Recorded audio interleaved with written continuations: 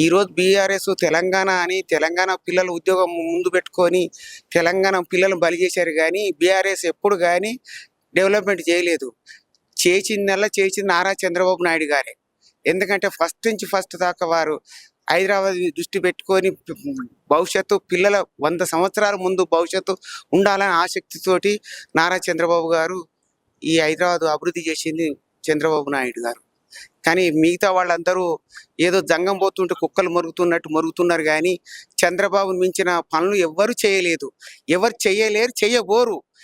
ఈ రోజులో కూడా తెలంగాణ విడిపోయిన తర్వాత కూడా రాజధాని అమరావతిలో సృష్టికర్తగా నిలిపి చేసిన ఘనత ఒక నారా చంద్రబాబు నాయుడికే దక్కుతుంది.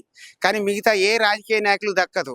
కానీ మొన్న ఏదో గల్లంతులై ఒక జగన్ను రప్పించుకొని 5 ఏళ్ళు కష్టపడ్డ కష్టాన్ని వాళ్ళు బాధపడి భరించలేక మళ్ళీ ఆంధ్రప్రదేశ్కు పునరుద్ధరణ వైభోగం కలిగించాలని ఆంధ్రప్రదేశ్ ప్రజలందరూ దృష్టి పెట్టుకొని నారా చంద్రబాబు నాయుడు ఘన విజయం, ఘన మెజార్టీ తెప్పించి గెలుచుకునే ఘనత ఆంధ్రప్రదేశ్కు దక్కింది.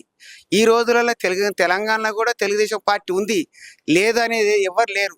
తెలంగాణలో తెలుగుదేశం పార్టీ నడి బొడ్డు మీద పుట్టిన ఘనత తెలుగుదేశం పార్టీ. ఏ రాజకీయ పార్టీలు ఇన్ని పార్టీలు ఉన్నా కూడా హైదరాబాద్ సెంటర్లో పుట్టిందంటే ఒక ఎన్టీ రామారావు పార్టీ స్థాపించిన పార్టీ తెలుగుదేశం పార్టీ, అన్నగారు పెట్టిన పార్టీ. అన్నగారు పెట్టిన పార్టీకి ఎప్పుడే కానీ సూర్యచంద్రులు ఉన్న మట్టుకు తెలుగుదేశం పార్టీకి ఎలాంటి డోకా ఉండదు. ఎందుకంటే ప్రపంచంలో ఎన్నో పార్టీలు ఉన్నాయి, కానీ అన్నదాతగా పేరు పొందిన ఒక మహానుభావుడు ఎన్టీ రామారావు ఎన్ని పార్టీలో పెట్టారు. ఒక భోజనం ఎక్కడన్నా ఏ పార్టీకి ఆఫీసులో భోజనం చేసామా? ఈ చూడు ఎంతో మహానుభావులు అందరూ వచ్చి భోజనం చేసుకుంటూ తలుచుకుంటూ పోతున్నారు. ఎన్టీ రామారావు మహానుభావుడు, మాకు అన్నదానం ఎన్ని పెట్టినా కూడా సంతృప్తారు.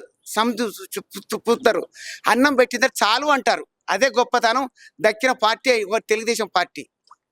ఏపీలో అన్నా క్యాంటీన్లకు 76 లక్షలు ఇచ్చారు చంద్రబాబు నాయుడు గారు. తెలంగాణలో ఏమి ఇచ్చారు అనే వాళ్ళకి ఏం చెప్తారు? ఇది తెలంగాణ కూడా అన్నం పెడుతున్నాడు కదా చంద్రబాబు నాయుడు గారు. తెలంగాణ ఏ రోజు కానీ బాబు గారు ఈ రోజు కానీ తెలంగాణలో తెలుగుదేశం పార్టీ ఉన్నప్పుడు కానీ ఆ ఉమ్మడి రాష్ట్రం ఉన్నప్పుడు కూడా రెండు కళ్ళే అన్నాడు. తెలంగాణ వేరే చూపు ఉండదు, ఆంధ్రకు వేరే చూపు ఉండదు. బాబు గారు ఎప్పుడు కానీ అన్ని తెలుగు జాతీయ పార్టీలో ఉన్న ఒక తెలుగుదేశం పార్టీకి ఎప్పుడున్నా రెండు కళ్ళే. కానీ ఎప్పుడు తెలంగాణ చిన్న చూపు ఎన్నడూ చూడలేదు. కానీ గిట్టని వాళ్ళు ఏదైనా ఉంటే బాబు గారి మీద బురద చల్లాలని చేసుడు మట్టుకే. కానీ చంద్రబాబు ఎలాంటి తప్పు చేయడు, తప్పు చేయబోడు. ఎందుకంటే ప్రపంచంలో లేని ప్రకృతిగా గాయించిన ఒక ఘనత మన చంద్రబాబు నాయుడికి, ఎన్టీ రామారావు తర్వాత. ఎందుకంటే దేశ ప్రధానులను నియమించింది చంద్రబాబు నాయుడు, అటల్ బిహారీ వాజ్పేయిని, ఐకే గుజరాల్ను, దేవగౌడును, రాష్ట్రపతిని అబ్దుల్ కలాంని, ఒక స్పీకర్గా చేసింది దళితుని చేసింది ఈయన పేరు బాలయోగిని చేశాడు. కానీ ఎవరికి చిన్న చూపు చూడలేదు.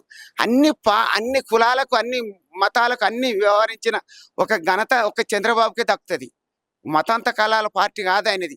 అందరికి అన్ని బడుగు బలహీన వర్గాలకు ఆశాజ్యోతిగా నిలిచిన మహానాయుడు చంద్రబాబు నాయుడు.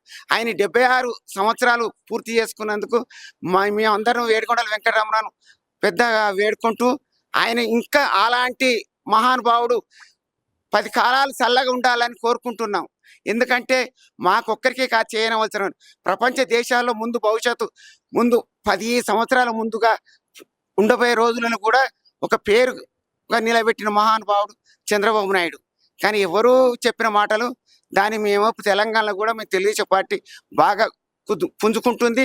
బాబు గారు కూడా విన్నవింపిస్తున్నాం. ఎందుకంటే బాబు గారికి కూడా మేము ఎందుకంటే తెలుగుదేశం పార్టీ ఇక్కడ మళ్ళీ పునరుద్భవంగా కావాలని మేము బాబు గారికి కూడా ఒక వినక పత్రం సమర్పిస్తాం. మేము కూడా బాబు గారి దగ్గరికి కూడా బస్సు యాత్ర, పాదయాత్ర చేస్తాం. బాబు గారి దృష్టి కూడా మళ్ళిస్తాం. ఎందుకంటే బాబు గారికి మాకు ఇక్కడ కూడా బాగా ఘనత మాకు ఉండాలని మేము కోరుకుంటున్నాం. ప్రతి ఒక్క కార్యకర్త కూడా తెలుగుదేశం పార్టీ ముందుకొస్తారు. ఎందుకంటే ఇన్ని పార్టీలు తెలుగుదేశం పార్టీ ఏది అంటున్నారు.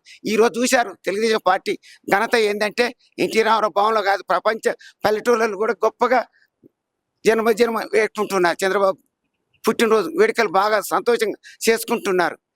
కానీ బాబు గారు ఎప్పుడు కానీ చిన్న తప్పు కానీ పెద్ద తప్పు కానీ చేయబోడు.